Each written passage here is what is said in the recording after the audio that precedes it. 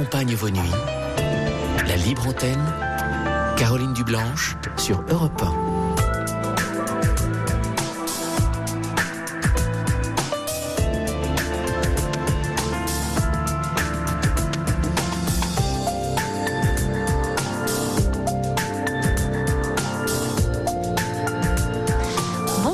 Heureuse de vous retrouver pour une nouvelle semaine qui, je l'espère, sera riche en échanges, en partage, en sourires, en émotions, grâce à vous et à vos témoignages.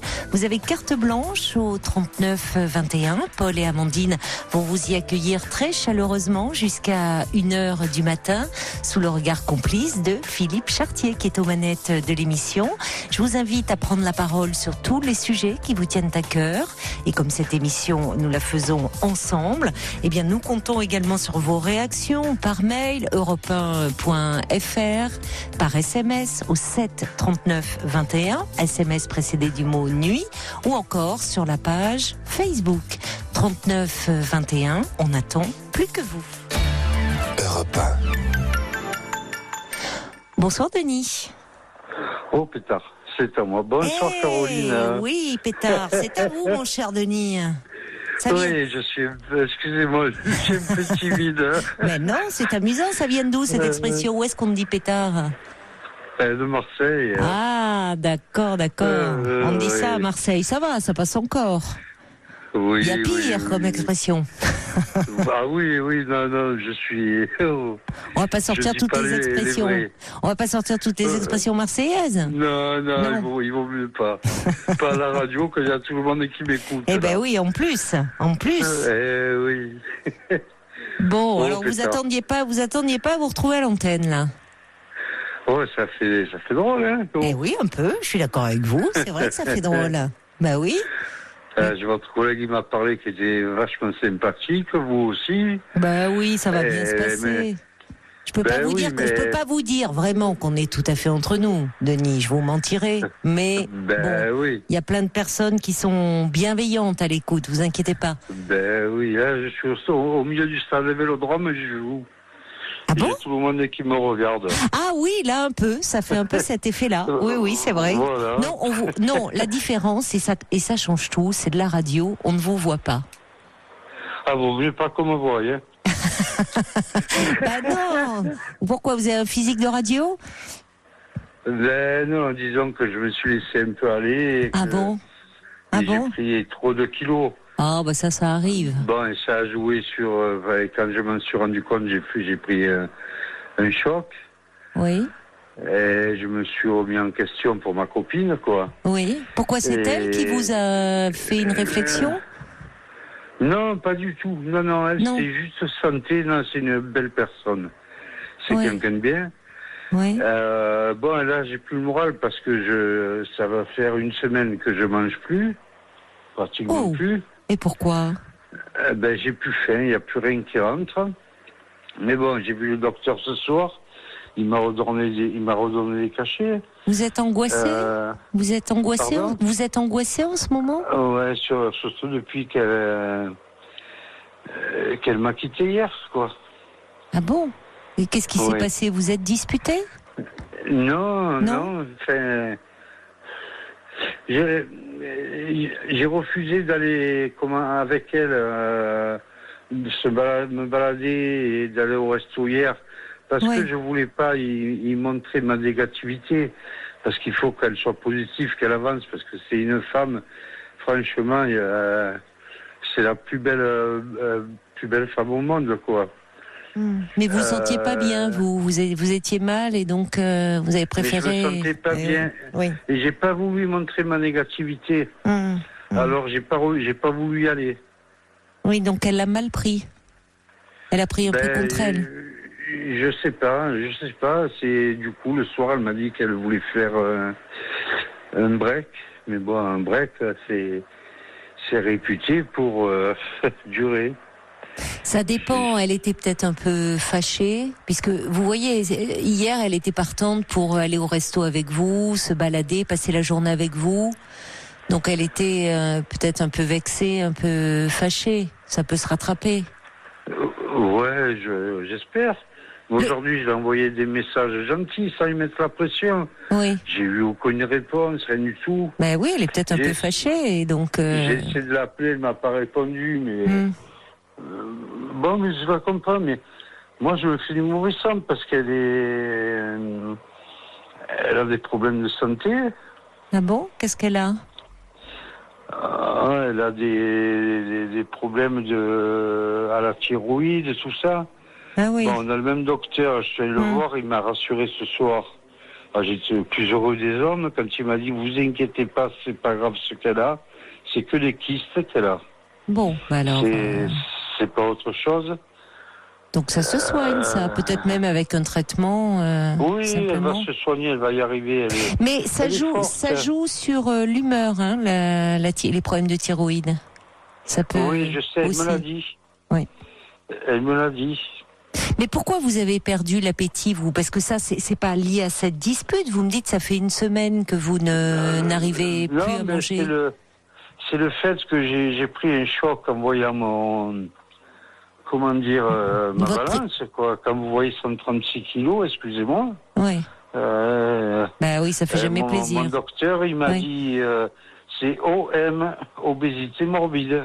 Oui, ça aide pas en plus. Vous avez pris jusque-là, il s'est passé qu'est-ce qui s'est passé pour que vous preniez comme ça? Vous en êtes pas aperçu finalement, vous aviez pris du poids. Ça s'est fait progressivement. Progressivement. Oui, parce que bon, c'est vrai, il y a eu un passage quand je me suis séparé de mon ex. Oui. Bon, j'ai plus vu mon fils. Mon fils, depuis, ça fait, je sais pas combien, ça fait 2 ans peut-être que je le vois plus. Il a quel âge? Il a 26 ans. Et pourquoi vous le voyez plus? Il veut plus me voir. Depuis que vous vous êtes séparé de sa mère? Ouais, parce que j'ai toujours eu le mauvais rôle et bon, j'ai fait beaucoup d'erreurs. Elle me disait, il a fait une connerie, il va l'engueuler. Ah oui, d'accord. C'était vous qui deviez vous charger de ça. Voilà. Et puis j'ai fait beaucoup d'erreurs sûrement. Hein, mais on en fait tous, hein, vous savez. Oui, mais on en fait tous, Denis, hein, en même temps. Et puis je vous dis, j'ai rencontré cette personne après. Oui. Ouf, ça vous a changé la vie. C'est pas possible, elle est trop bien pour moi, quoi. Et pourquoi? J'ai une larme à l'œil d'en parler. Elle est bien, cette fille. Elle a eu beaucoup de problèmes en plus. Et franchement, elle est forte pour s'en être sortie. Oui, vous l'admirez beaucoup. Oh oui. Donc vous êtes malheureux là en fait. Vous êtes un peu. Enfin, c'est même pas fâché, mais finalement hier, si vous vous sentiez pas bien, vous pouvez lui expliquer ça. C'est pas grave. Qu'elle comprenne que c'est pas contre elle en fait, c'est parce que vous traversez une passe un peu difficile en ce moment. Et que vous aviez peur un peu de peser sur elle, de l'angoisser avec... Vous choisissez pas d'être comme ça, Denis, c'est pas de votre faute si vous vous sentez un peu déprimé en ce moment. Oui, il m'a... Là, le docteur, il m'a donné des cachets pour me reprendre. Il m'a dit, parce que je voulais aller voir un psy. Oui. Il m'a dit, non, vous n'en avez pas besoin. Vous êtes bien comme homme. Qu'est-ce qu'il vous a donné comme cachet? Oh, pétard, je sais pas. C'est écrit, je vais vous le dire si vous voulez. Ben, c'est des antidépresseurs, des anxiolytiques? Il m'a dit, c'est léger, il m'a dit. D'accord. Mais ça vous fera du bien. C'est des... Stablon. Stablon? Stablon, il m'a donné. Ah bon? D'accord. Voilà. Mais vous, pourquoi vous vouliez aller voir un psy, vous, Denis? Ben, pour parler un peu, parce que moi, ça serait trop long, on va parler ensemble jusqu'à 6h du matin. Parce que moi, j'ai pas eu une vie, comment dire, je recherche toujours l'amour de ma mère, l'amour de mon père, enfin, vous voyez, qui sont séparés. Et c'est vrai que j'ai des problèmes, elle me le dit, mais Ah, j'ai failli dire son prénom. Mon bébé. Mais vous pensez que ça c'est compliqué un peu pour elle. Elle doit s'en rendre compte si elle est proche de vous, que vous n'allez pas très bien en ce moment. Oui, mais ça, comment dire, ça la surcharge. Ça y fait trop pour elle. D'accord, ça c'est important. Mais je la comprends. Et c'est pour ça que je voudrais demander conseil. Comment faire? Moi, je trouve que la démarche que vous aviez, vous dites, vous éprouvez le besoin de parler. Il y a des choses qui, vous savez, des points de votre vie qui sont douloureux. Il y a eu à un moment cette prise de conscience aussi suite à cette séparation que vous voyez plus votre fils depuis 2 ans. Tout d'un coup, la balance, votre médecin qui vous parle d'obésité morbide, ça fait une accumulation de choses qui font une prise de conscience chez vous. Et je trouve que c'est une bonne idée. Parce que le traitement qu'il vous a prescrit d'antidépresseurs va vous aider, c'est indéniable. Mais souvent, pour se sortir quand même d'un état un peu déprimé, voire dépressif, prendre un traitement associé à la parole, à un soutien psychologique, aide. On va marquer une pause. D'accord, ok. On va marquer une petite pause, Denis, et on se retrouve dans quelques minutes. D'accord? À tout de suite. Ok, Caroline, merci. Toutes vos confidences à Caroline Dublanche au 39 21. 50 centimes la minute, plus coût de l'appel. Sur Europe 1, Caroline Dublanche vous écoute et vous accompagne. Denis, vous êtes toujours avec moi? Ah, toujours. Bon, alors j'ai déjà un petit message de Monica qui, j'espère, va vous remonter un peu le moral parce qu'elle dit: j'adore votre accent, votre pétard et votre style. Je suis sûre que votre amie ne tiendra pas longtemps sans vous. Je pense comme elle, mais oui.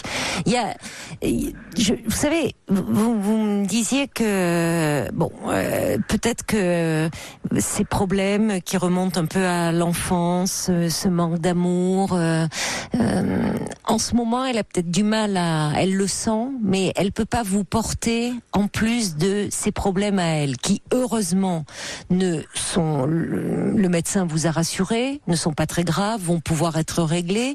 Mais c'est vrai que les problèmes de thyroïde jouent beaucoup sur l'humeur. Ça peut rendre un peu tendu si on est en hyperthyroïdie, un peu plus agressive, un peu plus, ou au contraire fatiguée si on est en hypothyroïdie.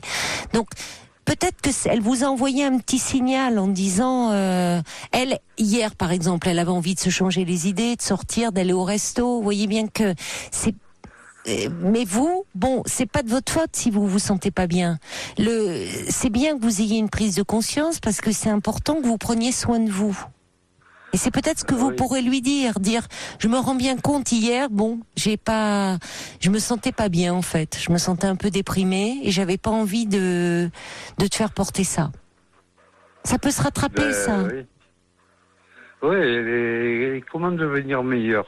Donnez-moi la recette. Ah, si je savais, mon cher Denis. C'est presque un sujet de philo, ça. La plus heureuse des femmes.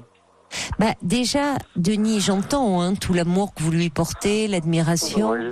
Mais déjà, c'est pas si on devient meilleur, en tout cas, c'est une aspiration auquel on a envie de tendre. C'est déjà être un peu mieux avec soi-même. Et peut-être à travers ces kilos en trop là que vous portez, vous dites quelque chose de vous parlez de vous. Vous savez, parfois souvent même la nourriture, c'est un peu une consolation aussi, hein. On remplit un peu un vide, un manque que l'on ressent. Ça console. Oui, mais pourtant je sais pas. Je vous dis, avec mon ancienne épouse, compagne. Non, on s'est jamais mariés. D'accord. Pour m'évader, j'étais le roi des cons, je suis parti dans l'alcool. Maintenant, ça fait 3 ans que j'y touche plus. Félicitations. Comment avez-vous fait? Du jour au lendemain. Du jour au lendemain, vous avez tout arrêté? Ouais. Sans aide? Sans aide, pas eu besoin. J'ai eu des soucis, parce que des soucis de santé, Mais du jour au lendemain, j'ai eu besoin de personne, je me suis arrêté par ma volonté. Donc je positive, je veux y arriver. Et... Mais vous allez y arriver, c'est déjà pas rien d'arrêter l'alcool comme ça du jour au lendemain. Le problème, Denis, quand vous dites j'ai été le roi des cons, j'ai plongé dans l'alcool. Souvent l'alcool, ça sert à apaiser des angoisses. Oui, des peurs. Oui. Le problème, c'est quand on arrête alors déjà, vous avez eu une sacrée volonté pour pouvoir arrêter du jour au lendemain. Le problème, c'est que vos problèmes, ils sont toujours là, en fait. Vous avez arrêté l'alcool, mais ce qui vous a poussé à un moment à trouver ce refuge-là, c'est toujours présent. Ces carences, ces manques dont vous me parlez. Et c'est non, c'était à l'époque, j'ai mon fils qui me manque. Mais oui. Il me manque beaucoup. Hier, il m'a envoyé un message. Il m'a envoyé une photo de lui. Et, il est magnifique. Vous voyez qu'il vous a... Donc, vous aussi, vous lui manquez s'il vous envoie une photo. C'est un signe. Ah ouais, mais il veut pas me voir. Oui. Il a 26 ans quand même. Hein. Denis, il veut pas vous voir, mais il vous envoie quand même une photo. Ça veut dire quoi, ça ? Papa, je pense à toi et vas-y, viens me chercher un peu. Oui, mais j'écoute ma chérie, elle me dit vas-y, continue. Continue à quoi ? Et tu reviendras à lui envoyer des messages pour chaque occasion et tout. Oui, mais proposez-lui. Ne lui mets pas la pression. C'est bien sûr qu'il ne s'agit pas de lui mettre la pression, mais à un moment, il faut passer la vitesse supérieure des messages. Avec ses enfants, on ne communique pas uniquement par message. J'ai essayé de l'appeler, il m'a pas répondu. Proposez-lui peut-être quand vous irez mieux, un peu mieux. Vous n'en êtes plus à... Les antidépresseurs, là, votre médecin a dû vous le dire, il faut bien attendre 15 jours pour que vous ressentiez mieux. Ça agit pas tout de suite. Il faut bien les 8 prendre. 8 jours, il m'a dit. Oui. Ah bon, il a coupé la poire en 8 jours. Oui, il est du sud, votre médecin. Il est de Marseille. C'est un peu ça. À Marseille, on me dit les antidépresseurs, elle est 8 jours. Mais à Paris, on me dit plutôt 15, vous voyez. Oui, en plus elle est parisienne aussi, ma chérie. Elle est parisienne, votre chérie, mais alors vous voyez peu alors ? Mais non, elle habite à Marseille. Ah, c'est une Parisienne qui est devenue Marseillaise de cœur. D'accord. Ouais. Bon. Et je l'ai amenée au stade aussi avec l'écharpe et tout. Hein. Ah bon, ça y est, soutient l'OM aussi ? Elle n'a pas le choix. Ouais, mais moi aussi, elle m'a obligé un peu. J'ai une tirelire du Paris Saint-Germain sous ma télé. Qu'est-ce que vous faites avec cette tirelire ? Je comprends pas. À chaque fois qu'ils perdent, vous mettez des pièces dans votre tirelire ou quoi ? Non, rien du tout. Je la regarde, je laisse en décoration. D'accord. Et qui c'est qui vous a offert ça ? Mais c'est ma copine. D'accord. Bon. Voyez, justement, vous parlez de foot. Il y a Sergio qui dit, mais elle est délicate, en fait, votre princesse Denis. Elle vous propose juste un break pour vous laisser tranquille pendant la Coupe du Monde. Ouais, mais vous savez, un break, ça va, ça va souvent, chouf. Oui, vous avez peur que ça vous mène plus loin. Écoutez, visiblement, il y a beaucoup de tendresse et d'affection entre vous.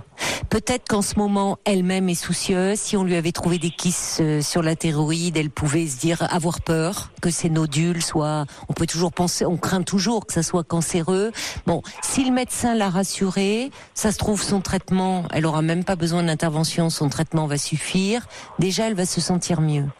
De votre côté, Denis, il y a quelqu'un d'ailleurs, il y a une auditrice qui dit, il faudrait que vous êtes d'une telle bienveillance. Je reçois beaucoup de messages. On sent que vous êtes quelqu'un de bien, un homme bien. Il y a sympathique. Et il faudrait que vous le soyez un peu avec vous-même. Parce que... Ouais, mais j'essaye de l'être, mais je pense avant aux autres, quoi. Ben oui, mais c'est un peu le problème. Justement, il serait temps de penser à vous. Je sais pas quel âge vous avez, Denis, mais... Je suis un jeune, je suis très jeune, j'ai 52 ans. Eh Faut ben pas alors... le dire, hein. Non, on le dira pas, c'est promis.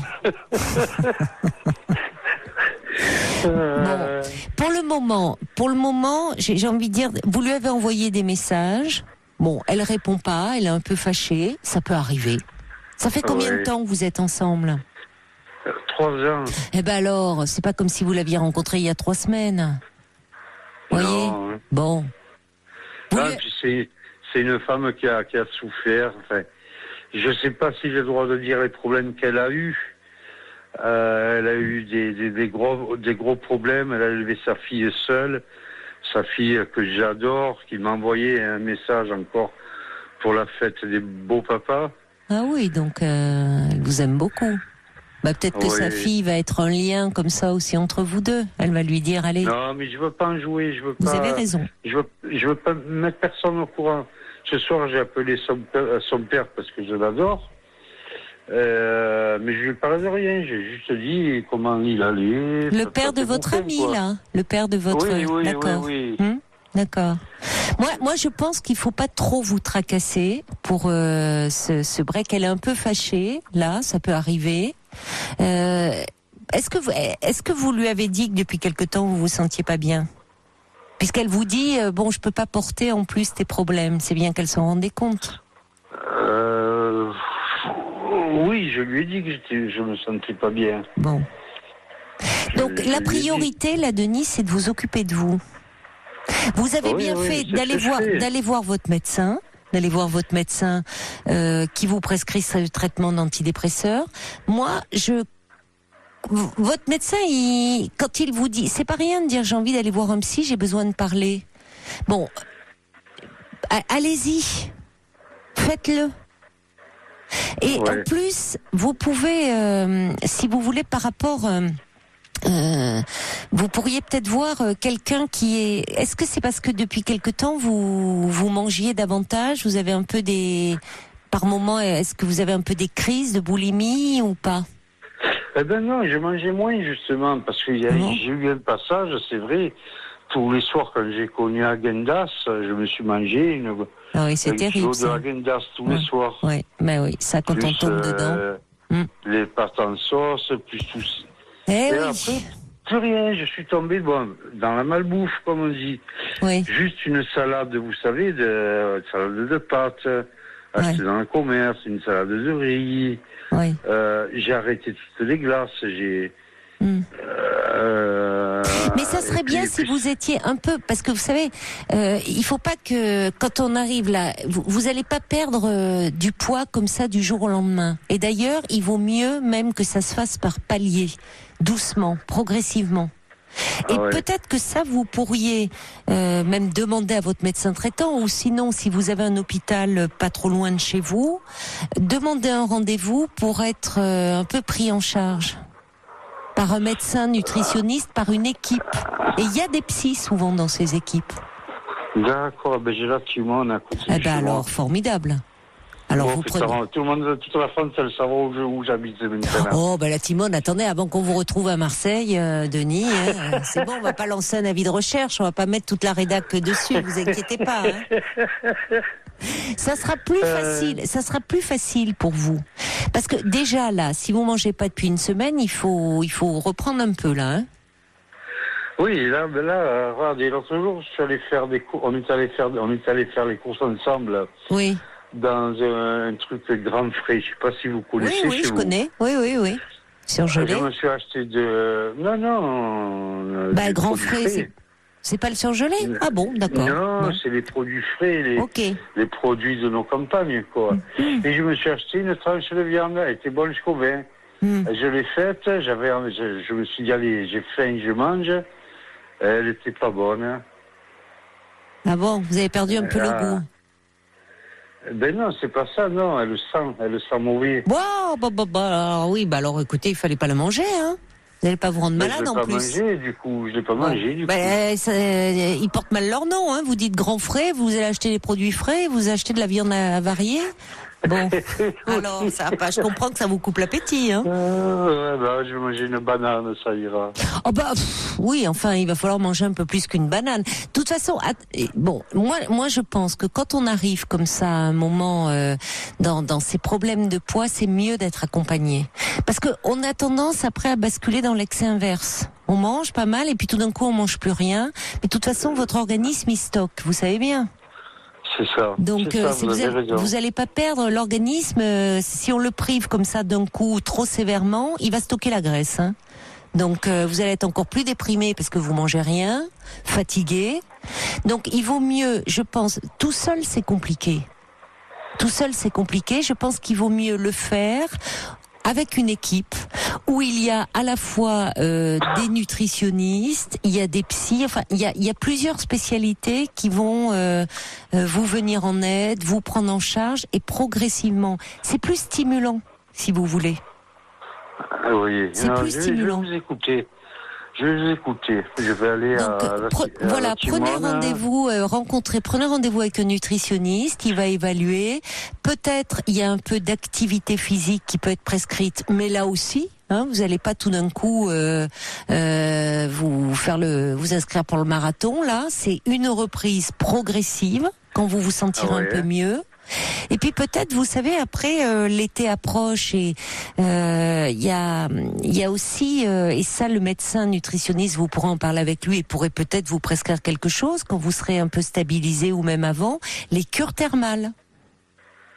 Ah ben pourquoi pas, si ça peut faire du bien. Ça peut pas faire de mal en tout cas. C'est-à-dire que vous êtes avec d'autres personnes, ou au moins là vous n'êtes pas complexés, qui ont aussi des problèmes de surpoids. Il y a un environnement, généralement les endroits de cure thermale, c'est dans des endroits très agréables. On vous fait un petit peu d'activité physique, mais adaptée. Des menus avec une nutritionniste, et en général c'est goûtu quand même, c'est bon, mais bon, voilà, on diminue un peu les quantités. Enfin, vous voyez, vous êtes pris en charge, on s'occupe de vous. Et ça se trouve, tiens, vous pourriez même partir avec votre compagne. Ah oui, mais c'est une belle personne, elle est belle. Hein. Eh ben, elle est belle, oui, mais elle n'a pas besoin de repos comme tout le monde. Oui, ça lui ferait du bien. Eh ben, ça lui ferait pas de mal. Et surtout si elle a eu des problèmes, si elle a des problèmes de thyroïde, ça doit beaucoup la fatiguer. Bon, pourquoi pas. Donc il faut pas vous démoraliser là, Denis. Il faut mais justement, je vais aller de l'avant. C'est pour ça que je vous ai appelé. Ben, vous avez bien pour avoir fait. des conseils pour aller de l'avant. Ben, moi, je pense que votre amie, laissez un petit peu. Vous allez, quand vous la rappellerez, lui dire ça avec vos mots à vous, qu'elle vous manque, que vous êtes désolé pour, vous vous rendez compte que ça était un peu compliqué pour elle. Prendre de ses nouvelles déjà, plutôt que de parler de vous. D'ailleurs, prenez de ses nouvelles. Dire j'espère. Comment vas-tu? Bon. C'est ce que j'ai fait que ça. Il demandait ses nouvelles. Oui, mais il faut pas le faire trop, Denis, parce que ça risque de l'irriter un peu si vous lui laissez trop de messages. Et puis, vous pourrez lui dire, mais quand vous la verrez en tête à tête, parce qu'il s'agit pas de lui laisser un message fleuve sur le répondeur, en disant, tu sais, j'ai pris conscience que c'était peut-être compliqué pour toi. Parce que ces derniers moments, je me sentais pas très bien, et j'ai décidé de me reprendre en main. Et de m'occuper de moi. Non, je me suis repris je me suis repris bien en main. Bon. Et elle écoute là. Hein. Elle écoute ce soir? Elle vous écoute tous les soirs. Ah, je l'embrasse alors. Alors pourquoi? Alors c'est un peu, vous me parlez, mais en fait c'est à elle que vous parlez ce soir. Oui, un peu. Vous lui faites passer un message, quoi. Bon. Voilà. Bon. Voilà. Mais ça m'a fait du bien de vous parler, Caroline. J'imagine, c'est pour ça. Vous savez, puis en plus, je reçois plein de messages sympathiques. Il y a quelqu'un qui dit, vous êtes d'une bienveillance très touchante, un mec bien. Alors ne vous sous-estimez pas, pétard. Ça plu aux auditeurs, ça. On n'est pas habitué à Paris. Il y a quelqu'un qui dit, surtout dites à Denis de consulter, s'il en éprouve le besoin, c'est que c'est le bon moment. Il avancera plus vite. Il y a quelqu'un qui dit, moi, ça m'a sauvé. Je crois que c'est Claude ou Claudine. J'ai pas la fin du message. Un jour, je vous raconterai. Il y a quelqu'un qui dit, vous êtes une belle personne, généreuse, touchante. Alors, prenez soin de vous. Puis il y a quelqu'un qui dit, allez, quand vous irez mieux, laissez-la un peu, votre amie, se reposer. Préparez-vous un petit week-end sympa et livrez votre cœur dans un endroit romantique. Puis peut-être partir. Justement, j'avais réservé à la fin du mois par mon travail et par mon CEO, on devait partir dans un club med, là, 2 jours. Ah, alors. Mais elle ne pense pas vouloir venir, quoi. Pourquoi? Parce qu'elle est fatiguée, peut-être, en ce moment. ou fâché, je sais pas, en fait. Écoutez, peut-être si elle vous dit, si elle actuellement elle avait ses soucis de santé, la thyroïde fatigue beaucoup, peut-être qu'à un moment, comme elle vous sentait pas bien, à un moment ça fait trop. Vous voyez, peut-être elle s'est dit, surtout si elle pensait qu'au fond vous attendez tout d'elle et que vous attendez que tout, elle répare tout, tous vos manques. Bon, finalement, elle vous a mis un petit coup là de dire, bon, écoute, Denis, il faut que tu t'occupes de toi. Je peux pas tout porter, quoi. C'est ça, vous avez tout à fait raison. Donc pour en plus, elle me dit que je suis un gamin un peu. Elle me dit, tiens, gamin. Bon. C'est vrai, j'aime bien. Bon. Mais j'aime bien ses conseils aussi. Oui, ça, mais peut-être, c'est-à-dire qu'à un moment, c'est peut-être elle qui en ce moment a besoin un peu d'une épaule sur laquelle s'appuyer, qui aurait besoin d'être soutenue. Voyez ? Oui, j'essaye. Il faut pas que ça soit toujours. Elle vous fait, elle vous a fait du bien, elle vous a soutenu et tout, mais vous pouvez pas lui demander ça tout le temps. Et le fait de dire aussi, puisque si elle nous écoute, que vous avez pris conscience, c'est pas mal finalement, qu'il fallait vous occuper de vous. Et donc, vous prenez un traitement d'antidépresseur, vous allez voir votre traitement va vous aider, prenez rendez-vous à la Timone avec un médecin nutritionniste, parlez-lui, dire, je me rends compte qu'il y a aussi des problèmes liés à mon enfance, à mon histoire, il vous donnera les coordonnées d'une psy, et vous allez voir, ça va aller. Et quant à votre fils, quand vous vous sentirez un petit peu mieux, déjà, proposez-lui à un moment de dire, allez, on déjeune ensemble, on se voit, tu me manques. On va pas se parler juste par SMS. Mais vous voyez que c'est pas perdu. Il vous envoie des messages, donc vous lui manquez. J'ai déjà fait. Bon, mais il faudra le refaire. J'ai même son cadeau de Noël. Écoutez, oui, mais il faut le voir. Il n'a pas voulu venir chercher. Denis, oui, il faudra le voir avant Noël prochain, votre fils. Parce que s'il vous envoie des messages comme ça, c'est que vous lui manquez. Mais il attend vraiment que vous fassiez un pas vers lui. D'accord ? Peut-être qu'il a souffert un peu de vos problèmes d'alcool à un moment et tout ça. Voyez ? Et qu'il n'ose pas le dire et qu'il s'inquiète pour vous. Et il faut que vous le rappeliez en disant, tu sais, j'ai pris conscience de pas mal de choses et maintenant, t'inquiète pas pour moi, je m'occupe de moi. Et c'est peut-être ce que votre compagne a besoin d'entendre aussi. De moins vous appuyer sur elle. D'accord, Denis ? Oui, non, mais je veux plus m'appuyer sur elle. Mais je veux savoir si elle va bien dans la tête, quoi. Écoutez, moi, elle a le droit d'être un peu fatiguée aussi avec ses problèmes, mais pour le moment, vous l'avez appelée, laissez-la, puis qui sait, si elle a entendu l'émission, peut-être qu'elle va vous passer un petit coup de fil après, d'accord ? Je l'espère pour vous deux, parce qu'on sent que vous y tenez beaucoup. Je vous embrasse, Denis. Moi aussi, Caroline, merci beaucoup. Je vous embrasse, prenez bien soin de vous, et je me permets d'embrasser votre compagne alors, puisqu'elle écoute. Au revoir. C'est très gentil, moi aussi je l'embrasse. J'en doute pas. Au revoir, Denis. Bonne soirée. Au revoir, Caroline. Au revoir. Merci beaucoup. Au revoir. Toutes vos confidences à Caroline Dublanche au 39 21.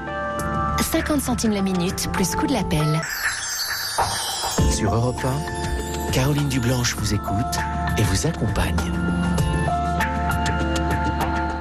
Alors il y a Monica qui espère que la compagne de Denis l'a entendu ce soir et elle dit j'espère que ça va vraiment aller pour eux deux, que Denis va être rassuré parce qu'il mérite vraiment et elle aussi sûrement, mais bon peut-être qu'il y a une accumulation en ce moment de fatigue et de soucis.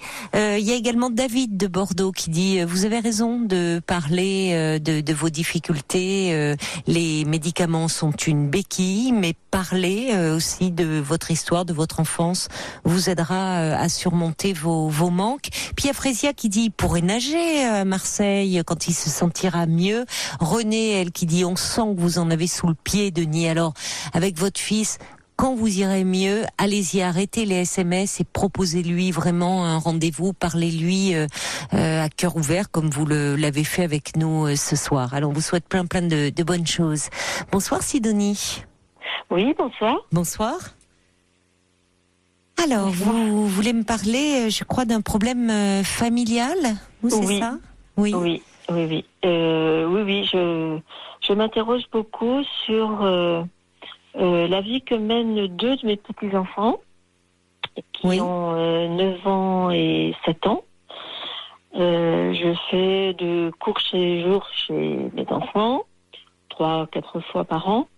Et j'observe à chaque fois une ambiance familiale extrêmement tendue, des enfants qui font énormément de caprices, et le ton monte, sont des crises, des cris, les parents crient beaucoup sur les enfants, et j'ai beaucoup de mal à supporter cela.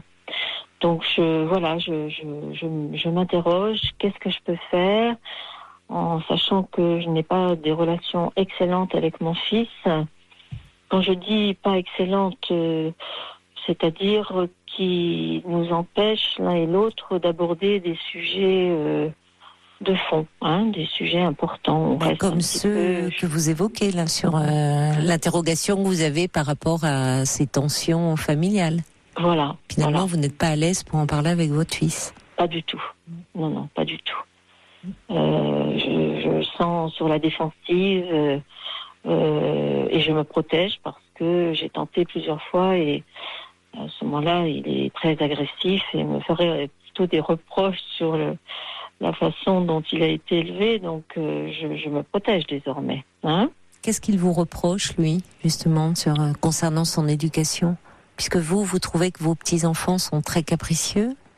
Oui. Est-ce que vous le trouvez, lui, trop laxiste dans son éducation ? Non, au contraire, je le trouve très rigide. Je le trouve dur. Je le trouve dur avec ses enfants. C'est-à-dire que ce sont des enfants qui ont absolument tout sur le plan matériel. Absolument tout. Pas forcément gâtés, mais oui, des enfants qui ne souffrent d'aucun manque, mais je sens un manque affectif. Il y a pas de la part de votre fils, alors ? Oui, du couple aussi, du couple qu'il forme avec son épouse. Mais vous les voyez, vous passez de longs séjours chez eux ? De courts séjours, 3-4 fois par an à peu près, pour leur rendre service, pas plus. Voilà. Et ce qui me soucie, c'est que mon petit-fils qui a 7 ans a fait un épisode de dépression l'hiver dernier, pour lequel je le sais par sa maman, pour lequel sa maman a consulté un médecin psychiatre, un pédopsychiatre, qui lui a donc proposé une dizaine de consultations, de séances, qu'il a suivies. Au terme de ces séances, elle a rencontré les parents et leur a dit qu'effectivement cet enfant avait des difficultés. Je ne connais pas la nature exactement, mais qu'il faudrait un suivi complémentaire. Et là, les parents ont souhaité arrêter parce que ils ont trouvé que c'était abusif. Voilà. Et moi, je trouve que mon petit-fils a des troubles du comportement. De quel ordre ? Alors, on va marquer une petite pause et on se retrouvera après le journal de minuit. Oui, à tout de suite. Okay. Toutes vos confidences à Caroline Dublanche au 39 21. 50 centimes la minute, plus coût de l'appel. Elle accompagne vos nuits. La libre antenne, Caroline Dublanche sur Europe 1.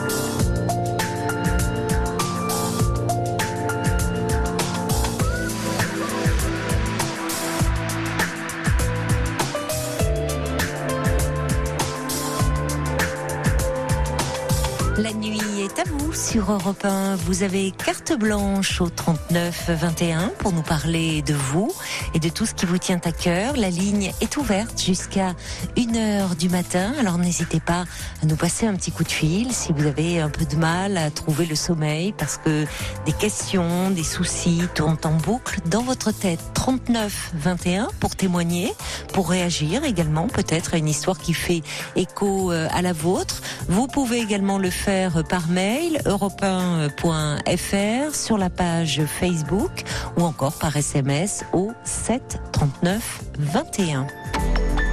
Europe 1. Et on retrouve tout de suite Sidonie. Oui.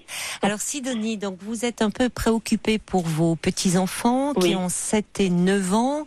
Notamment le petit de 7 ans a fait un épisode dépressif, me dites-vous, qui a conduit les parents à consulter un pédopsychiatre.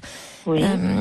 Donc déjà là, ils ont une approche quand même assez rassurante, c'est-à-dire que dans la mesure où ils se sont aperçus que leur enfant n'allait pas bien, ils n'ont pas hésité quand même à aller voir quelqu'un et à avoir un avis. Il semblerait que le petit garçon l'ait exprimé lui-même, son besoin peut-être pas de consulter, on dit pas ça à 7 ans. Non, mais voilà, de voir quelqu'un peut-être. Voilà, de voir quelqu'un. Tout à fait. Et elle a parlé d'épisodes dépressifs. Oui. Oui. D'accord. Donc elle a vu pendant 10 séances et au bout de ces 10 séances a rencontré les parents et a préconisé un suivi. Voilà. Ce qui semble logique si effectivement elle a diagnostiqué un état dépressif chez l'enfant. Voilà. Peut-être que les parents ont peur là, un peu. C'est possible. Finalement. C'est et ils vont peut-être, puisque quand ils disent c'est abusif, c'est-à-dire, je pense qu'au fond, ils sont un peu, ils ont peur au fond de ce qu'on va leur dire. Ou... Oui, c'est probable. Je comprends. Ou peut-être ça. Enfin, forcément, déjà pour des parents, c'est toujours angoissant, mais aussi culpabilisant. Un enfant qui ne va pas bien. Absolument. Vous voyez, on se remet en question. Enfin, et peut-être qu'ils ont besoin d'un temps, un peu de réflexion. C'est ça. Avant de mettre en place quelque chose. Ils ont su le faire quand même une première fois. Je trouve ça plutôt rassurant. Tout à fait. Ils auraient pu dire ne pas donner suite même à la demande. C'est vrai, c'est vrai. Tout à fait. Et en plus, ils ne l'ont pas vu une fois. Vous voyez, où ils auraient pu, pour se donner bonne conscience, dire bon allez, on va voir un spécialiste. Une séance est terminée. Ils ont quand même accepté ce suivi pendant le contrat initial. Oui. Donc peut-être qu'ils ont besoin un peu d'un temps de réflexion. D'accord. J'espère. Vous voyez, ce qui est rassurant, c'est si votre petit-fils il a 7 ans, mais il y a des enfants qui ont cette maturité là finalement de dire, d'éprouver. On le voit plus chez les adolescents. Chez de jeunes enfants, mais à un moment, lui a su dire aussi qu'il avait besoin d'en parler à un médecin, enfin à quelqu'un. D'accord. Et ce n'est pas l'école qui les avait alertés sur le comportement, puisque il y a eu un petit problème à l'école. Je ne sais pas de quelle nature. Oui, parce que vous me parlez de troubles du comportement, c'est-à-dire qu'est-ce qui... Alors, ce que j'observe, c'est que c'est un enfant très opposant. Quand il faut sortir, il traîne toujours les pieds, il est souvent de très mauvaise humeur. L'autre jour, nous nous sommes promenés dans un jardin, il est 15 mètres derrière. Si vous voulez, c'est un enfant qui réclame beaucoup d'attention, finalement. Voilà, qui sollicite de l'attention. Oui, qui peut-être les fatigue un peu parce qu'il les parents sont épuisés. Oui. Les parents sont épuisés. Ah oui, nerveusement. Et puis bon, quand c'est pas l'un, c'est l'autre, avec des caprices, avec des crises. Oui, ils sont un peu débordés. Oui. Qu'est-ce que vous pensez d'une petite fille qui a 9 ans, à la suite d'un caprice, une crise que j'estime violente, moi, mais je ne sais pas, je déteste les cris, donc moi tout de suite ça me met dans des états pas possibles, mais une petite fille qui claque les portes, qui hurle, qui menace de se passer par la fenêtre, ça m'interpelle. Oui, c'est normal. C'est normal que ça vous interpelle. N'est-ce pas ? Voilà. Et comment ont réagi les parents, puisque vous étiez témoin Ils l'ont laissé se calmer, et puis après, ils sont allés discuter avec elle. Je m'en suis pas trop mêlée, J'en ai reparlé avec elle après. Je lui ai dit, mais pourquoi tu dis ça ? Parce que je le pense, et puis... Elle pensait quoi, exactement ? Et puis, je lui ai dit, mais pourquoi tu dis que tu vas te passer par la fenêtre ? Et elle me dit, parce que je le pense. Je pense, mamie, et Et je le dis souvent, et voilà. Moi, ça m'interroge, quoi. Ça m'interroge, parce qu'il y a des crises où le papa et la maman hurlent dessus. Et... oui, mais parce que les parents sont certainement débordés. S'ils ont un peu le petit de 7 ans qui ne va pas bien, et sa grande sœur, qui de son côté peut-être attire aussi l'attention sur elle. Tout à fait. Ah bah oui, c'est ça. Ils doivent être complètement dépassés. Ah oui. Moi, je pense qu'il faut qu'ils se fassent aider tous, hein. Mais bon. Il est possible parfois de faire une prise en charge familiale. Hein. Oui. Mais alors, si vous voulez, mon problème, c'est que je ne peux pas en parler à mon fils, parce qu'à ce moment-là, il me renvoie à l'éducation qu'il a reçue, qui n'a pas été bonne. Bon. Oui, il s'en prend à vous, finalement. Voilà. Donc, en gros, tu n'as rien à dire, parce que, voilà. D'accord. Voilà. Oui. Bon. Donc, à partir de là, la communication est rompue. Hein? Et en même temps, on ne vous tient pas à l'écart, on aurait pu chercher à dissimuler. Enfin, vous auriez pu ne pas être au courant du fait que le petit n'allait pas bien, qu'ils avaient vu un pédopsie. Tout à fait. C'est votre belle-fille qui vous en a parlé? Oui, c'est ma belle-fille qui m'en a parlé. Ah oui, c'est pas oui. D'accord. Donc avec elle, il y a un dialogue possible. Oui, à certains moments, oui. Là, au cours du dernier séjour que j'ai fait, ils m'en ont parlé tous les deux en me disant que ils savaient plus comment faire, que ça devenait, ils appréhendent les week-ends, il y a tout le temps des crises, où ça ne va pas. Donc on sent que le vendredi soir, il y a une certaine tension. Il y a une tension, ouais. Mais le fait qu'il s'en ouvre à vous me paraît plutôt bon signe. C'est-à-dire qu'il pourrait vouloir cacher qu'ils sont désemparés, démunis. Or, le fait de pouvoir vous dire, on appréhende les week-ends, ça se passe mal, on est perdu finalement. Oui, c'est ça. Qu'est-ce que je peux faire, madame, en tant que grand-mère? Peut-être les rassurer en tant que parents et en les valorisant. Dire, moi je trouve très courageux que vous ayez pu faire la démarche d'aller voir un spécialiste. Parce que je l'ai dit à ma belle-fille, ça. Mais peut-être que votre fils aurait besoin de l'entendre aussi. Oui, peut-être. De votre part, vous voyez, pour justement là, c'est plus la mère qui s'adresse à son fils, mais comme vous dites, la grand-mère, et en même temps la mère, évidemment derrière, mais qui dit que c'est courageux d'aller dire. Je le pense d'ailleurs. Parce que, mais si je vous le dis, c'est que moi aussi je le pense. Je trouve qu'il y a beaucoup de parents qui pensent que, en tant que parents, ils savent se débrouiller, et qui n'osent pas faire intervenir un regard extérieur et surtout d'un spécialiste. Oui. C'est déjà admettre qu'à un moment, on peut être démuni face à ses enfants. C'est vrai. Même si on les aime, même si on essaye de tout faire pour qu'ils ne manquent de rien, comme vous disiez, on peut se trouver démuni. Oui, tout à fait. Et dire que peut-être à ce moment-là, l'angoisse, il n'y a rien de plus contagieux. C'est-à-dire que les week-ends, finalement, les parents arrivent, sont fatigués, peut-être sur les nerfs, appréhendent le week-end et ça se passe pas bien. Et il faut quand même entendre ce qui se passe. C'est-à-dire que si on parle d'un épisode dépressif chez un enfant de 7 ans, c'est pas à sous-estimer. Alors il s'agit pas de les angoisser, mais c'est compréhensible dans ces cas-là qu'on propose un suivi sur une un peu plus longue durée. Et le petit y allait sans problème, enfin. D'après ma belle-fille, et dans la mesure où il a demandé de l'aide, au début il y est allé facilement. Et puis, au bout de quelques séances, je ne peux pas vous dire combien, il ne voulait plus y aller.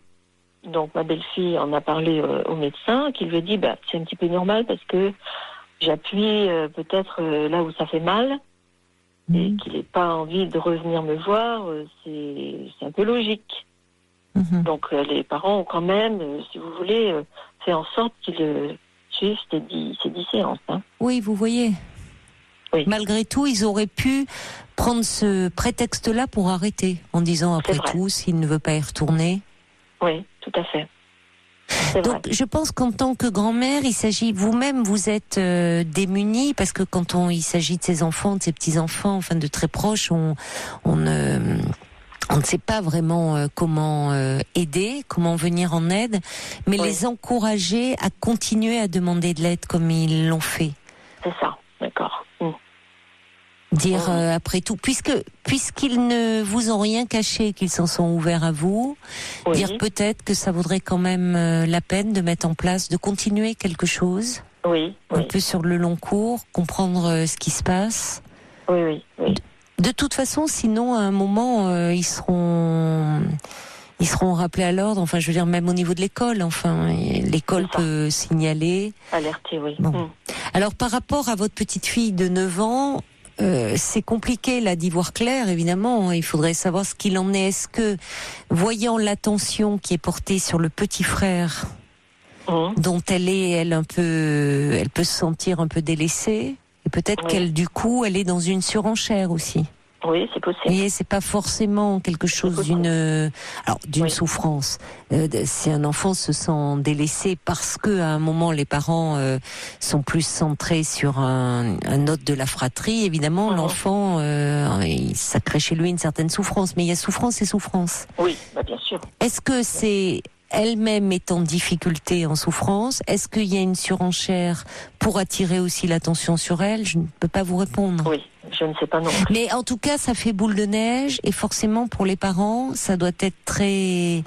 c'est très dur. Très dur, très culpabilisant de se dire mais qu'est-ce qui se passe? On a tout faux, quoi. On a tout planté.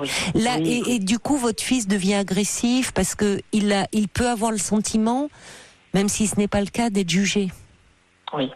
Parce qu'en tant que parent, très vite, si on perd pied, on peut se dire on est nul, quoi. On est incapable. On est incapable. Et alors, d'autant plus, on redoute le jugement de ceux qu'on aime, en particulier de ses propres parents. Et puis ça renvoie, si vous voulez, un enfant qui ne va pas bien, ça renvoie à des choses de son histoire personnelle, de son enfance à soi, voyez. Complètement.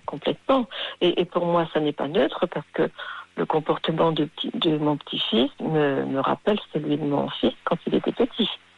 Donc je ne suis pas neutre. Hein. Oui, il était très opposant comme ça, votre fils. Oui. Vous aviez vu quelqu'un pour lui? Non, à l'époque, non. Non, ça se faisait moins. À l'époque, parce que ça ne se faisait pas. Peut-être que ça peut être, je ne sais pas si dans la conversation, dans l'échange que vous aurez avec lui, ça peut venir à un moment donné, mais peut-être, je disais valoriser la démarche qu'ils ont fait en tant que parents, parce que c'est pas simple et c'est courageux.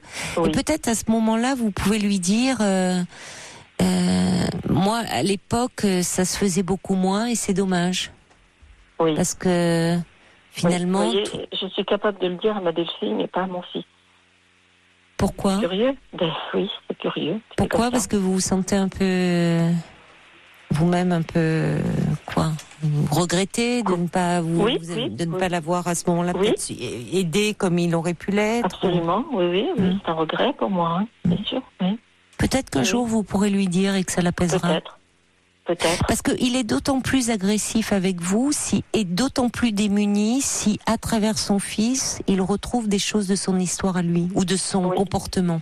Et je pense que, tout à fait, je pense que c'est ça.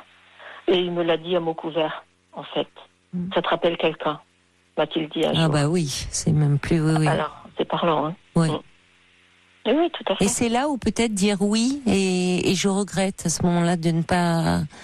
avoir pu peut-être comprendre, t'aider, c'est comme ça, sans vous justifier, mais simplement dire oui. C'est vrai que toi-même, je sais que ça a été compliqué pour toi, et je me suis sentie moi aussi démunie par rapport à toi.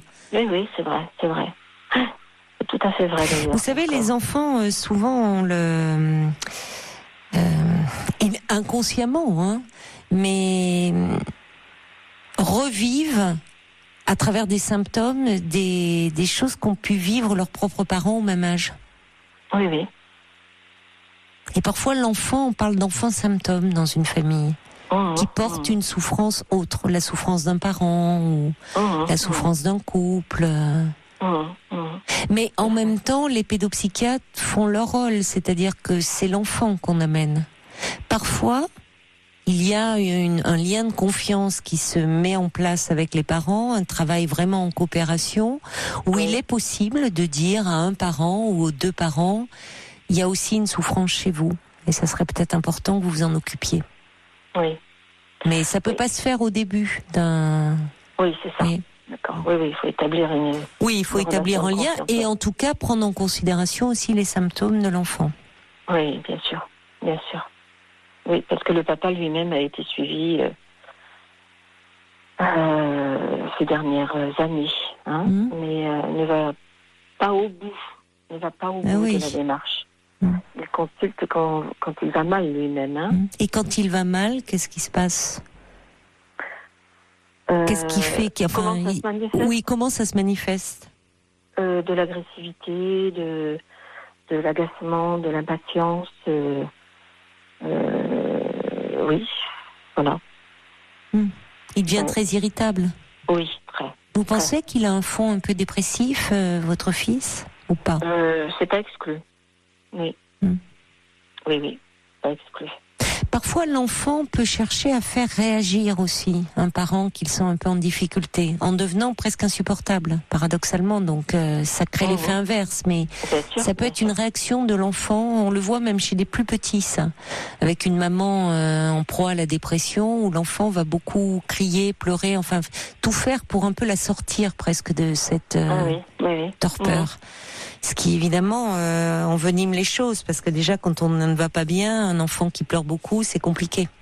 Ben oui, on rentre dans une spirale. Oui, c'est ça. Infernale. Oui. Mais je trouve quand même, il y a des points rassurants dans le fait que déjà, votre petit-fils lui-même peut dire qu'il, je ne sais pas de quelle façon il a pu l'exprimer, mais en tout cas, a exprimé une demande. Oui. Du haut de ses 7 ans, que ses parents y ont répondu, et pas simplement une fois, et que même lorsque lui voulait ne plus aller voir le pédopsie, ils se sont tenus à ce qui avait été décidé. Alors, évidemment, 10 séances, c'est pas rien, déjà. Ils se sont tenus à ça, l'amener. Bon, maintenant, c'est autre chose, et ça, ils peuvent en avoir un peu peur, dire, oh là là, dans quoi on nous embarque ? Dans quoi on s'embarque ? C'est quoi ce suivi au long cours ? Vous voyez, c'est aussi ce qui, moi, ne me surprend pas si on parle d'un épisode dépressif. C'est vrai que ça suppose un suivi un peu plus long, mais qui, en même temps, chez les enfants ils ont une personnalité tellement... Enfin, ça évolue tellement vite, c'est tellement plastique à cet âge-là que ça peut aussi très vite rentrer dans l'ordre. Oui, je l'espère. Oui, moi, ce que j'ai dit à ma belle-fille, c'est de rester vigilante. Moi, j'aurais pas dit, vous auriez dû continuer. Moi, je n'ai pas donné de leçons. Non. Mais je dis, il faut rester vigilante. Ce que dit l'école, ce que signale l'école, ce que signalent les autres grands-parents, enfin l'entourage. Et je dis, vous verrez bien, le moment venu, vous jugerez... Peut-être qu'un suivi, au fond, pourrait l'aider. Pourrait l'aider à être moins agité, moins opposant, à se sentir mieux. Voilà, c'est ça le but. Quand on se lance, alors les parents ont moins de mal à le faire avec ce qui concerne l'orthophonie. C'est moins impliquant pour eux. Vous voyez, évidemment, dès qu'on parle psy, c'est compréhensible. C'est un peu une réaction de défense. C'est-à-dire, derrière, ça entraîne remise en question. Bien sûr. On a mal fait notre boulot, qu'est-ce qui se passe ? Oui, c'est jamais agréable. Votre fils lui-même, il y va en crise, c'est déjà bien qu'il puisse faire cette démarche, mais dès qu'il sent un peu mieux, hop, il arrête. C'est ce qui se passe avec son fils. Ils ont peut-être constaté, allez hop, ils disent c'est bon. Mais ça ne veut pas dire qu'ils peuvent pas réfléchir, ils sont pas réfractaires. Voilà, oui, donc ils sont pas réfractaires, donc ça c'est plutôt encourageant. Alors, vous posiez la question aussi en tant que grand-mère, qu'est-ce que vous pouvez faire ? Il y a des auditeurs qui disent peut-être, alors je ne sais pas si vous êtes à proximité, mais peut-être les soulager un peu certains week-ends en prenant les enfants de temps en temps, ça pourrait un peu les alléger. C'est ce que dit Sergio aussi, profiter peut-être des vacances qui arrivent pour prendre un peu les enfants chez vous, ça serait intéressant de voir comment ils sont quand ils ne sont pas avec leurs parents. Justement, un peu de calme, de sérénité, ça fera du bien aux petits, dit Sergio, et aux parents. Bien sûr. Tout à Ça fait. leur permettrait un peu de souffler. Et puis, ça serait intéressant de voir comment, si par exemple ce petit garçon est toujours aussi opposant avec vous, ou pas forcément. Vous voyez, c'est. Oui. Je le sais parfois. Hein. Je l'ai fait récemment. Et comment ça se passe quand vous les avez? C'est assez dur. Hein. C'est dur, je dois dire. Non, j'ai pris le petit garçon une semaine à Pâques. Vous êtes seule avec lui? Il n'y a pas de... D'accord. Et votre petite fille, vous l'avez eue aussi? Ah oui, j'ai eu ma petite fille aussi, oui. Moins souvent, on va dire, hein, pour des raisons qui leur sont personnelles, et puis l'éloignement fait que je les ai moins que les autres grands-parents. J'ai eu mon petit-fils à Pâques, ça s'est bien passé. C'est pas facile. Hein. C'est pas facile. Hein. Il est très, très, très exigeant et puis une humeur très, très fluctuante, quoi. Hein. Mais c'est pas mal de les avoir un peu seuls, c'est-à-dire qu'ils soient l'objet d'attention. Oui, tout à fait. Est-ce que les parents arrivent à faire ça de temps en temps, à se ménager des temps avec un enfant seulement? Ah oui. Oui, malgré tout. Avec un enfant, non. Parce que les enfants ont besoin de ça. Et oui, c'est compliqué, mais ils vont confier aux autres grands-parents qui sont extrêmement disponibles et qui les prennent très souvent. Et les grands-parents s'en plaignent aussi, ils trouvent que c'est compliqué? J'ai pas trop. Oui. Mes enfants m'ont dit, oui, les autres grands-parents disent que ce sont des enfants les plus affectueux, mais extrêmement durs. Oui, mais très affectueux. Très affectueux. Oui, ils sont très en demande, en fait, d'attention. Oui. Peut-être aussi pour les parents, alors, c'est important, c'est pas toujours simple, mais que quand il y a 2 enfants ou 3, voire plus, c'est-à-dire de pouvoir avoir des moments privilégiés avec un enfant. Oui. Il y a un peu des moments où, selon les centres d'intérêt ne sont pas les mêmes, selon les âges, les sexes, et pouvoir un peu individualiser. Les enfants ont souvent besoin de ça. C'est vrai. Moi, je pense quand même, dans ce que vous dites, Sidonie, c'est vrai qu'en tant que grand-mère, c'est compliqué pour ne pas paraître celle qui se mêlerait, en gros, on va dire, de ce qui vous regarde pas, ou qu'ils pensent que vous portez un jugement sur eux, les considérant comme défaillants, ce qui est évidemment pas du tout le cas. Je pense que mon fils pense ça de moi, oui. Mais peut-être qu'un jour vous trouverez parce que oui, il y a quelque chose d'un non-dit et de toute façon on a toujours quelque chose à reprocher à ses parents. Enfin, et peut-être lui-même se sentant en difficulté en tant que père, rejette la culpabilité sur vous. Oui. Mais peut-être qu'un jour, c'est intéressant aussi que vous arriviez à en parler à votre belle-fille, parce qu'évidemment, c'est plus neutre avec elle, mais de parler de votre fils petit. Il vous tend une perche quand il vous dit « ça te fait penser à quelqu'un ?» Oui. Et il ne s'agit pas de dire « bah oui, je te retrouve toi, enfant », et peut-être dire que vous vous êtes senti vous aussi démuni, que c'est compliqué, que parfois on aime son enfant, mais qu'on peut se sentir démuni, ne pas comprendre certaines choses, et que vous trouvez en tout cas qu'il a eu, lui, le courage d'aller demander de l'aide. Oui. Je leur ai dit qu'ils avaient très bien fait. Bon. Oui, je leur ai dit. Donc, ce que vous dites, j'ai eu l'occasion de dire à ma belle-fille qu'effectivement... Oui, donc elle lui a peut-être dit à votre fils, puisque visiblement, avec elle, vous voyez, elle vous tient pas à l'écart, Non. Vrai. Donc ça montre qu'il y a une relation de confiance. Oui, c'est positif. Oui. Vrai. Malgré ce qu'il peut dire. Enfin, ça veut dire que votre fils ne vous dénigre pas et dénigre pas tout en bloc auprès de sa femme. Sinon, elle n'aurait pas ce comportement avec vous. Tout à fait. Elle dirait, oh là là, je vais pas lui en parler, parce que ça va encore faire un drame. Oui. Or, elle s'en ouvre à vous. Enfin, elle peut en parler. Oui. Ça, c'est positif. Oui. C'est vrai. Donc c'est pour ça, je pense qu'ils peuvent y réfléchir et peut-être mettre en place quelque chose à la rentrée. Là, il va y avoir les vacances. Enfin, peut-être qu'ils vont...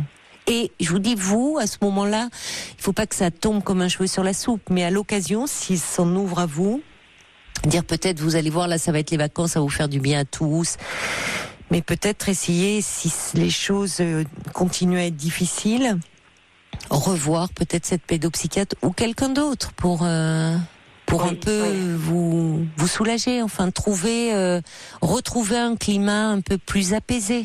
Un peu serein. Un peu serein, voilà. Retrouver un peu d'apaisement. Voilà. Oui, tout à fait.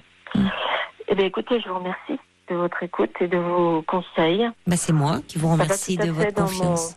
Ça va dans mon sens. Bon. Tout à fait. Tant mieux alors. Tant mieux, Sidonie. Bonne soirée. Merci de votre appel. Au revoir. À vous de même. Au revoir. Toutes vos confidences à Caroline Dublanche au 39 21. 50 centimes la minute, plus coût de l'appel. Sur Europe 1, Caroline Dublanche vous écoute et vous accompagne. La ligne est ouverte au 39 21. Pendant la Coupe du Monde de football, on se retrouve à 23h après les infos de 23h. Jeudi, c'est la fête de la musique, c'est l'été, c'est la fête de la musique. Alors vous savez, tous les ans, on la fête ensemble à l'antenne. Si vous avez envie de pousser la chansonnette, de nous parler d'un artiste que vous aimez particulièrement, de nous jouer d'un instrument de musique, vous êtes les bienvenus, les amis. 39 21. Et puis on fait pas passer de casting avant, donc pas de stress, vous appelez 39 21, on sera à vos côtés et ravis de vous entendre. Bonsoir Anaïs. Bonsoir. Bonsoir. Je vous téléphone parce que j'ai un problème. J'arrive pas à avoir des relations sexuelles et je voudrais savoir vers qui me tourner. J'ai été voir un psy et puis ça n'a pas passé. Ça passait au début et puis maintenant ça passe plus. Donc j'ai pas continué à aller le voir. Je pensais aller voir un kinésiologue. Alors je voulais savoir votre avis parce que je sais pas d'où ça vient. Alors, déjà, quand vous me dites que vous n'arrivez pas à avoir de relations sexuelles, c'est-à-dire que vous n'avez jamais eu de rapport ? Non. J'ai été mariée 10 ans avec mon mari. On a divorcé au bout de 10 ans. Et après, j'ai reconnu quelqu'un. J'y suis arrivée un peu, mais c'était pas ça, pas trop. Et il y a un ami qui revient me voir, mais je lui ai fait des crises de jalousie parce que j'ai vu qu'il était sur des sites de rencontres et donc je sais pas s'il comprend mon problème. Il me dit c'est dans ta tête, faut que tu t'enlèves ça de la tête, mais c'est plus facile à dire qu'à faire. Oui. Les gens souffrent énormément. Oui, je comprends. Quand vous dites que vous y arrivez un peu, c'est-à-dire que en fait c'est pas une question de manque de désir, c'est-à-dire physiquement aussi. Je manque de désir. Vous n'avez pas de désir, donc déjà. Quand j'étais avec mon ex-mari, mon ex-mari, j'avais quand même des désirs, mais maintenant non, j'ai plus de désir et j'en souffre énormément. Il y a des fois, j'ai envie d'en finir. À ce point-là? Oui, parce que puis je me sens pas femme. Je peux vous demander votre âge, Anaïs? J'ai 58 ans. 58 ans, d'accord. Ça a toujours été comme ça depuis vos premiers amours adolescente? J'ai sorti avec le frère à mon ex-blesseur. J'ai pas réussi. Et je me pose une question. Ma maman, elle a toujours couché avec moi. J'ai les pieds handicapés de naissance, c'est les pieds beaux. Et ma maman, elle a toujours couché avec moi. Parce que c'est pareil, on était dans des caves troglodytes. Troglodytes? Oui. Et justement, on était dans la même pièce et juste, qu'elle avait des envies, elle allait rejoindre mon papa, mais sinon, elle dormait toujours avec moi, même jusqu'à l'âge de 30 ans, jusqu'à temps que je me marie. Votre mère, alors, c'est-à-dire que vous dites elle allait rejoindre votre père, de temps en temps elle dormait dans la chambre conjugale, mais sinon elle dormait dans votre chambre? Dans la chambre conjugale, il n'y avait pas de chambre conjugale parce que... Il y avait une chambre. c'était une pièce qui faisait la cuisine. Et alors, est-ce que c'est quand on les entendait faire, que je les entendais faire leurs ébats qui m'a fait ce blocage? Je suis incapable. On avait été chez une personne, c'est pareil, elle était en train de faire l'amour avec son chien. Donc, est-ce que c'est ça qui m'a fait ça? J'aimerais bien savoir. Déjà, vous dites faire l'amour avec son chien, on n'est plus dans faire l'amour, là. On est dans la perversion et la zoophilie. Donc, qui a été témoin de ça? Il y avait ma maman, il y avait un petit cousin qui était aussi. Mais c'est-à-dire que vous êtes arrivé et il y avait cette scène? Oui. Mais qui était cet homme par rapport à vous? Non, c'était pas un homme, c'était une femme. C'était une femme. Comment se fait-il quel lien de parenté aviez-vous avec elle? C'était une dame qu'on connaissait comme ça, mais comme elle buvait, je sais pas comment ma maman elle l'a connue, mais comme elle buvait, peut-être que je sais pas comment qu'elle l'a connue. En tout cas, vous me décrivez déjà deux situations traumatisantes. Et puis j'ai eu des attouchements par quelqu'un de ma famille, mais il n'y a pas eu pénétration. Et oui, mais l'autre fois, j'ai fait venir un magnétiseur. Et quand je me voyais à l'hôpital, comme s'il y avait quelqu'un qui m'aurait touchée. Quand j'étais petite, j'ai été opérée des pieds-bouts. Pour un, j'ai été opérée à l'âge de 3 ans, et l'autre à l'âge de 4 ans. Et je me suis mise à pleurer parce que, je sais pas, je me voyais à l'hôpital comme s'il y avait quelqu'un pendant que j'étais à l'hôpital m'aurait touchée, je sais pas. Mais vous voulez dire dans un souvenir ou quelque chose qui est revenu lors d'un rêve, ou c'est une image un peu c'est ça? Vous ne savez pas très bien. D'accord. Oui. Et plus j'y pense, plus j'ai l'impression que cette image est en moi.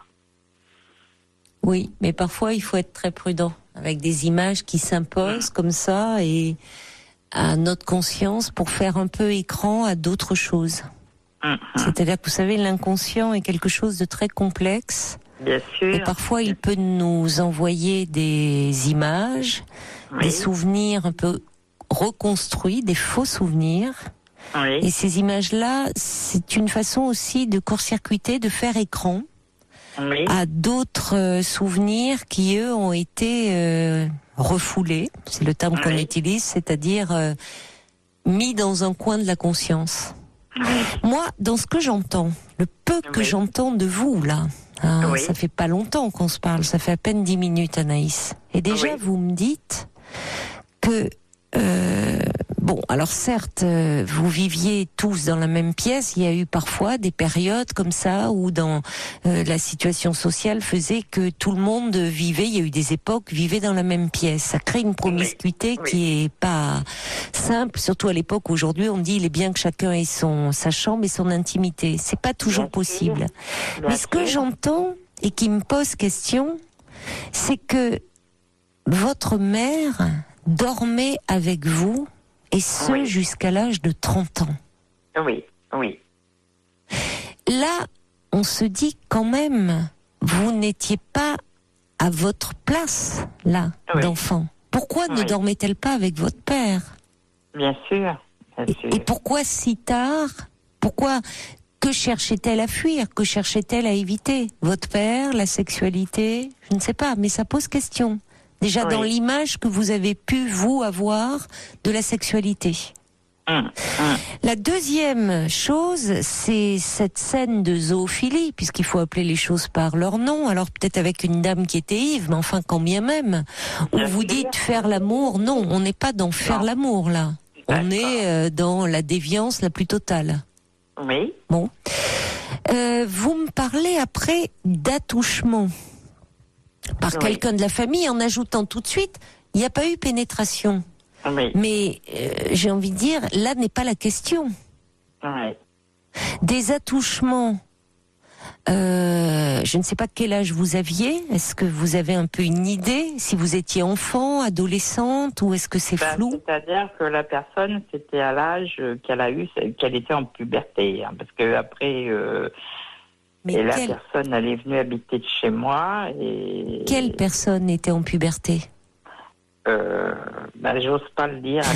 Non, mais je ne veux pas. Non, c'était vous étiez. C'est un garçon, c'est ça? Oui. C'est un garçon, et vous étiez également une jeune fille pubère à l'époque? J'étais plus jeune que la personne. Vous étiez enfant? Oui, j'avais 7 ans de moins que la personne. Alors mettons si la personne elle avait 15 ans, j'avais 7 ans de moins. Donc, pour une enfant, de toute façon, déjà, ce garçon-là n'allait pas bien, parce qu'en général, un adolescent n'est pas attiré par une petite fille, qu'il veuille faire des expériences dans le domaine de la sexualité. Évidemment, à cet âge-là, c'est classique, mais en revanche, pas avec une enfant. Bien sûr. Bon. Donc, pour l'enfant que vous étiez, des attouchements, des caresses sur votre intimité, c'est de toute façon une effraction. Même si ça ne va pas jusqu'au bout et qu'il n'y a pas de pénétration. C'est de toute façon faire violence à un enfant. Parce que pour un enfant, la sexualité adulte ou la sexualité d'un adolescent, donc qui s'approche de la sexualité adulte, c'est comme si on parlait une autre langue. Bien sûr. Alors, vous me décrivez quand même 3 choses, comme ça, mis bout à bout, qui peuvent expliquer votre aversion de la sexualité. Oui. Est-ce que, quand vous m'avez dit à un moment, j'ai relevé cette expression, c'est pas banal, vous dites, vous avez... j'y suis arrivée un peu. C'est-à-dire que finalement... Pour parler clair, la pénétration est impossible? J'ai mal et j'ai peur d'avoir mal. C'est surtout la peur d'avoir mal, et même j'arrive pas à me faire examiner par une gynécologue. Voilà, j'allais vous poser la question. J'ai eu juste une fois un frottis. Donc elle a pu... Que mon ami, là, le deuxième qui a été 8 ans avec moi, est venu m'accompagner, mais sinon, non, Alors si déjà vous avez pu avoir un frottis, c'est que le gynécologue a pu introduire ce qu'on appelle un spéculum pour aller voir le col de l'utérus et prélever quelques cellules. Donc déjà... c'est signe qu'on a pu, avec cet instrument, que c'est pas totalement... parfois il y a des femmes qui souffrent de ce qu'on appelle le vaginisme. Oui. Je ne sais pas si vous en avez entendu parler, déjà. Oui. J'ai une amie qui m'en a parlé, oui. Bon. C'est une contraction involontaire, bien sûr, des muscles du vagin, qui rend toute pénétration impossible. Et c'est pas... Alors, on pourrait dire... Oui, c'est dans la tête, c'est-à-dire non pas, ça n'a rien à voir. Dans la tête, c'est-à-dire qu'il y a un blocage, mais qui se traduit dans le corps. Oui. Et il y a des explications, toujours à ça. Il y a des peurs irrationnelles. Oui. Ces femmes-là ne peuvent pas être examinées par un gynécologue. C'est-à-dire que on ne peut pas, le gynécologue ne peut pas les examiner avec ce qu'on appelle un spéculum. Souvent, ils ont recours à ce moment-là à des spéculums qu'on utilise chez les enfants, notamment lorsqu'on soupçonne des abus sexuels. D'accord. Là, vous me dites que ça a pu se faire parce que votre ami était présent auprès de vous et vous a rassuré. Voilà. Et bon, c'est moi, il y a aussi, j'ai été voir aussi une sage-femme parce que je faisais la distribution du pub avec mon ami là, celui qui a vécu 8 ans avec moi.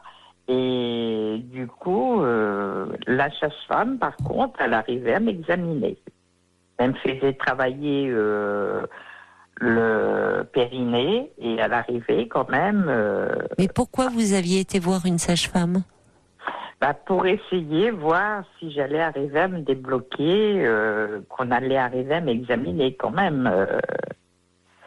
Et elle, par contre, elle arrivait à m'examiner parce que, sans mettre le spéculum, mais elle arrivait à m'examiner parce que, je me disais, si j'ai mal, je sais qu'elle va arrêter. Qu'un homme, évidemment, s'il a une envie, il ne va pas arrêter. Ah bon? Un homme pas sans force? Oui.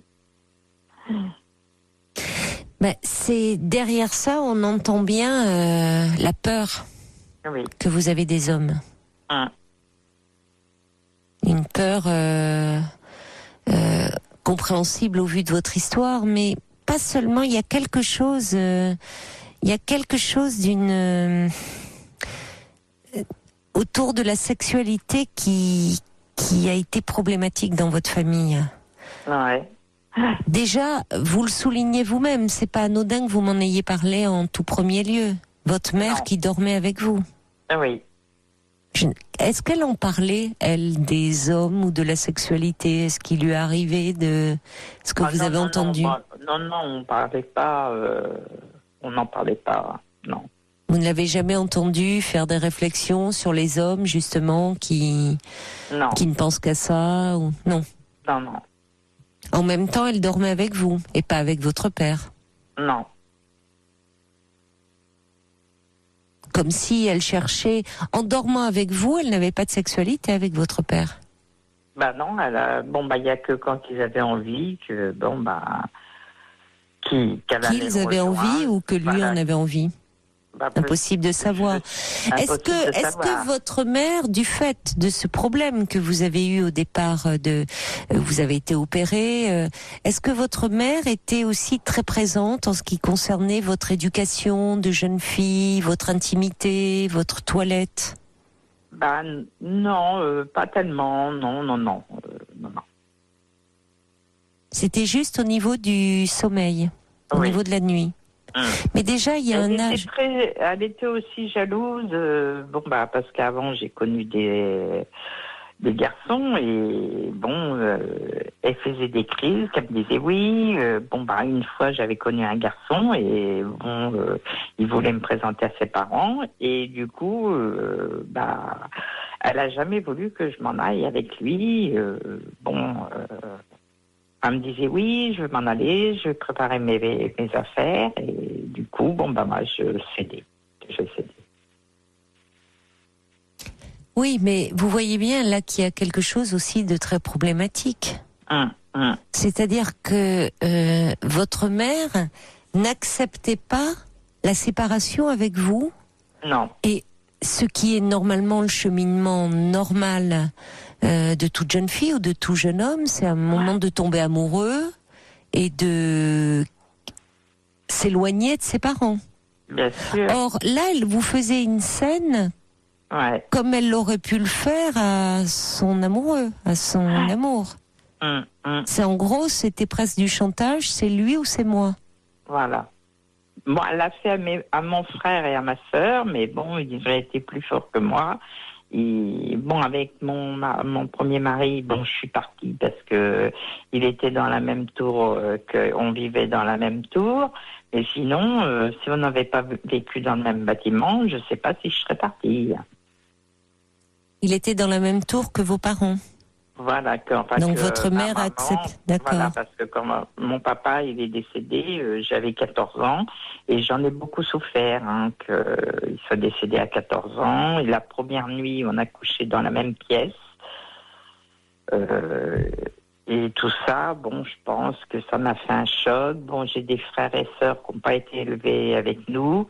On est 5 du même père et les autres sont des pères différents, de plusieurs pères différents. Et ça, c'est pareil. J'en ai souffert beaucoup de ne pas avoir été élevée avec eux.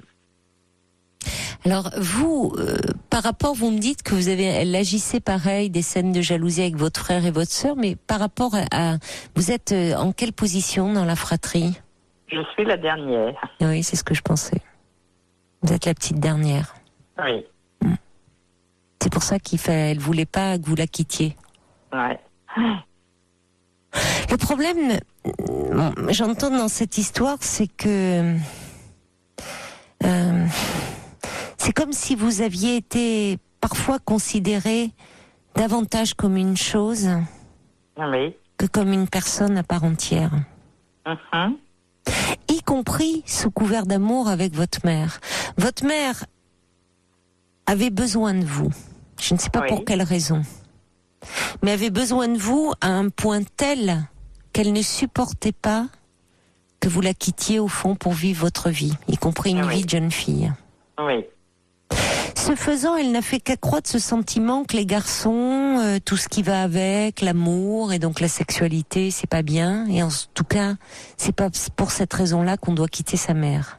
Alors on peut se marier, oui, mais à condition de rester dans la même tour. Et donc à un étage ou quelques étages au-dessus ou au-dessous. Quand vous me parlez de cette histoire d'attouchement avec ce garçon, je ne sais pas quel lien il avait, s'il avait un lien de parenté avec vous. Oui. Là aussi, ce garçon, pour lui, il n'a pas considéré l'enfant que vous étiez. Ouais. À un moment, vous étiez là, il avait un désir, une pulsion, plus exactement, sexuelle, et vous étiez là pour le satisfaire. Ce que vous ressentiez, ce que vous pensiez, lui importait peu. Vous n'étiez pas mise en position de sujet, de personne, ayant des émotions, mais quelque chose plus exactement qui pouvait lui servir à assouvir sa pulsion. Bien sûr. Et tout ça, ça pèse lourd dans votre histoire. Parce que finalement, face aux hommes, et vous avez des hommes qui vous ont aimé au point de rester avec vous des années, même sans relation sexuelle. Donc ils vous ont aimé, ces hommes. Mais évidemment, l'absence de sexualité, au bout d'un moment, crée de la frustration et peut faire qu'ils se détournent ou qu'ils aillent vers d'autres femmes, d'où votre jalousie. Bien sûr, bien sûr. Le deuxième, quand je l'ai connu, il avait des copines. C'est vrai que il avait beaucoup de copines. Oui, mais il était avec vous. Oui. Donc il vous aimait, comme vous. Oui. Vous me dites que vous avez vu un psychologue, c'est ça? Un ou une, je sais plus, qu'au départ ça se passait bien et après plus. Qu'est-ce qui s'est mal passé à un moment? Je sais pas, j'avais l'impression qu'il allait me sauter dessus. Qu'est-ce qui vous a fait penser ça? J'avais l'impression que j'avais peur de lui. Vous expliquez comment je... Oui, vous vous êtes mise à avoir peur de lui. Oui, oui. Dans son comportement apparent, rien ne laissait envisager une telle peur. C'est vous êtes mise à avoir peur? C'est-à-dire qu'une fois, il m'a dit, il m'a dit, faut apprendre à connaître votre corps, tout ça. Et puis, à la séance que j'ai été, à la deuxième séance, que j'ai été, et il m'a dit comme ça, vous êtes une petite coquine, parce que il m'a demandé comment ça c'était mon ressenti, parce qu'il me faisait un peu de l'hypnose. Et du coup, après, c'est là que ça passait plus. Après une séance d'hypnose, où vous lui avez... Qui m'a dit, oui, vous êtes une petite coquine. Oui, mais ça, c'est pas des propos que doit tenir un thérapeute. Voilà, on n'est pas dans ce registre-là. Mais est-ce que c'était suite à des images qui vous étaient venues pendant la séance? Non. C'est suite à ça. Mais alors pourquoi c'est venu comme ça, ces paroles? Qu'est-ce qui avait été dit avant? Il m'avait dit avant, il m'avait dit, faut apprendre à connaître la séance que j'avais fait avant. Il m'avait dit, faut apprendre à connaître votre corps, tout ça. Et puis la séance que je suis retournée après, il m'a dit, je lui ai dit que j'avais appris à connaître mon corps, tout ça. Et puis c'est là qu'il m'a dit, vous êtes une petite coquine. Alors oui, mais ça c'est déplacé. Ce ne sont pas des propos d'un thérapeute, ce sont des propos déplacés. Bien sûr, c'est pour ça que après, je lui ai retéléphoné. J'ai téléphoné, j'ai dit que je pouvais pas venir, et puis vous avez bien fait. Vous avez bien fait. Et quand il me serrait la main, je pouvais pas le regarder dans les yeux. J'avais l'impression comme s'il allait me sauter dessus. Qui vous a sauté dessus comme ça vous rappelait votre agression? Il serait important, parce que malheureusement on arrive à la fin de l'émission, il serait important que vous puissiez en parler, trouver quelqu'un, peut-être à ce moment-là avec une femme, si vous vous sentez plus en confiance, je ne sais pas. La confiance, c'est pas forcément lié au sexe. Parce que je pensais aller voir un kinésiologue, voir d'où ça provenait. Non, mais d'où ça provient, à l'évidence, des traumatismes que vous avez eus. D'accord. Après, vous pourriez... l'hypnose, c'est un moment où même si vous ne perdez pas conscience, c'est peut-être pas la meilleure des choses pour vous, parce que vous pouvez vous demander ce qui se passe quand vous êtes dans cet état de conscience modifié. Oui. Donc moi, je penserais plutôt à quelque chose de face à face, avec quelqu'un qui pourra entendre les traumatismes que vous avez subis, qui vous accompagnera, et peut-être en parallèle sur votre corps, de la relaxation, de la sophrologie, des choses un peu douces. D'accord. De cet ordre-là. Mais reprendre avec un thérapeute en étant en confiance et arrêter de vous en vouloir surtout. Oui. Parce que votre histoire explique aussi votre parcours. Bon courage Anaïs. Au revoir. Merci. Au revoir. Je vous embrasse, je vous souhaite une très belle nuit. Il est maintenant 1h du matin.